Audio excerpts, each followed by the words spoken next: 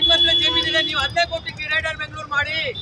ಏನು ಇಡೀ ಇಂಡಿಯಾದಲ್ಲೇ ಅಷ್ಟು ದುಡ್ಡಿಂದ ಮಾಡಿದ್ರಲ್ಲ, ಜಾತಿಗೆ ಅಷ್ಟು ದುಡ್ಡು ಕಳ್ಳತನದ ಮಾಡಿರೋ ದುಡ್ಡು.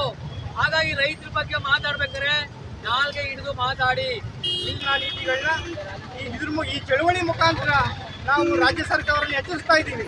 ಈ ನೀತಿಗಳನ್ನು ತಗೊಳ್ಳೋಕ್ಕೂ ಮುಂಚೆ ರೈತನ ಅಭಿಪ್ರಾಯಗಳನ್ನ ತಗೋಬೇಕು, ಅವನ ಆಸೆ ಆಕಾಂಕ್ಷೆಗಳನ್ನ ಕೇಳಬೇಕು. ಇವತ್ತು ರೈತ ಬರೀ ಉತ್ಪಾದನೆ ಮಾಡೋಣ ಹೊರತು ಅನ್ಕೋಬಹುದು ಅವರು. ರೈತ ಇಲ್ಲಾದ್ರೆ ಇವತ್ತು ಇಡೀ ಭಾರತ ದೇಶ ಹಸುವಿನಲ್ಲಿ ಕೂಡಬೇಕಾಗುತ್ತೆ.